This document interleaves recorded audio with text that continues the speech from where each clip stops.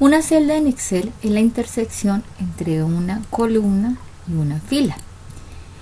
Por lo tanto, de ahí reciben su nombre. En este caso, tengo el cursor ubicado en C, en la columna C y en la fila 13.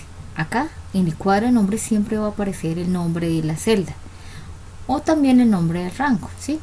Dependiendo obviamente de cómo esté el rango. En este caso, pues va a mostrar la primera celda que conforma ese rango. Recordemos que un rango es la unión de varias celdas consecutivas, ¿sí? En este caso sería E2, 2 puntos, E11, que es donde termina. Obviamente que un rango tiene un valor inicial y un valor final.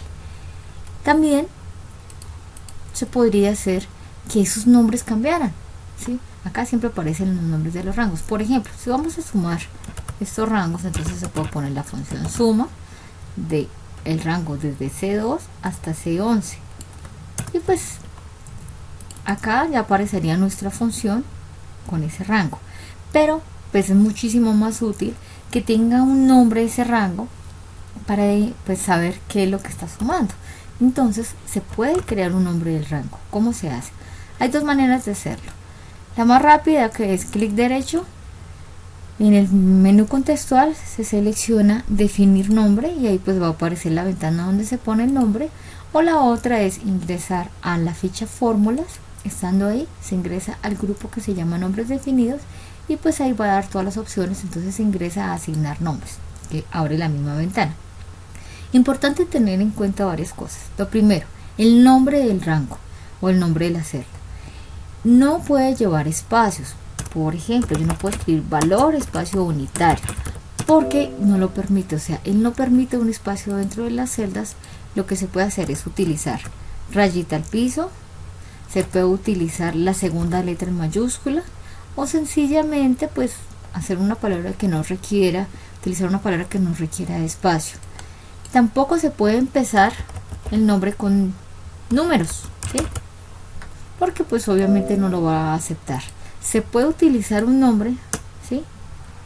Valor 88, así sí lo puede hacer. El número vaya al final, pero no puede ir el número al principio. Tampoco se le puede poner, por ejemplo, D4, porque ese es el nombre de una referencia. Entonces pues obviamente puede ser que Excel lo acepte ahí, pero después va a generar inconvenientes porque no va a saber cuál de los dos nombres pertenece a la celda.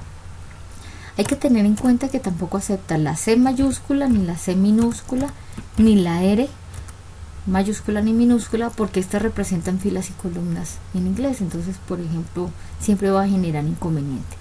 Otra cosa importante, entonces, bueno, dejemos acá valor unitario, es el ámbito. Dado dos opciones de ámbito. De libro, cuando necesito que este rango que yo estoy cambiando de nombre, este rango lo pueda ver en todas las hojas, o sea, esté disponible en todas las hojas, o puedo utilizar ámbito de hoja, es decir, si lo selecciono acá, significa que solo me va a servir para la hoja 1. En este momento estoy ubicada en la hoja 1, pero podría ser hoja 4 y sencillamente desde acá no lo puedo ver, pero solo en la hoja 4 sí lo haría. Dependiendo de la información, pues ustedes pueden escoger el ámbito, pero por lo general y por defecto siempre aparece el libro, pues para que esté en todo el libro disponible. Es importante tener en cuenta que los nombres no se pueden repetir, no pueden crear dos rangos o dos celdas con ese mismo nombre, siempre tiene que cambiar. En la parte de abajo lo que se especifica son las celdas, es decir, el rango que estamos seleccionando. La idea es que si se van a hacer funciones, si se van a aplicar operaciones con esos datos, nunca se seleccione desde el nombre del campo, es decir, en este caso valor unitario, sino que solo se seleccionen los números, pues porque puede llegar a generar errores y algunas fórmulas no las va a ejecutar normalmente.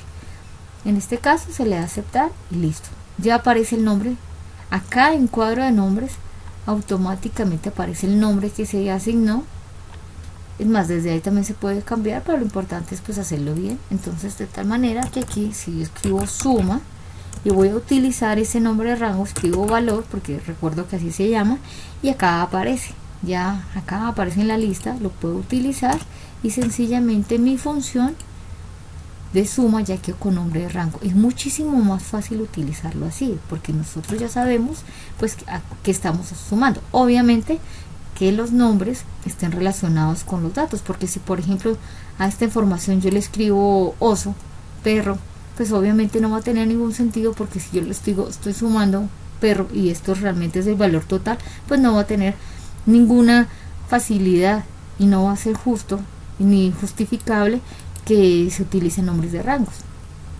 Cuando si deseo cambiar un nombre de rango, es decir, por ejemplo, se aumentaron unas casillas, se quiere cambiar el rango, que quiero que ahora me tome de aquí para acá, solamente un rango más pequeño, se ingresa a la ficha fórmula, administrador de nombres, y ahí se puede modificar, se puede crear uno nuevo, se puede modificar, se puede eliminar. Entonces en este caso lo modifica, no deja modificar el ámbito, pero sí deja modificar el rango, que ahora se desea que solamente llegue hasta la 9.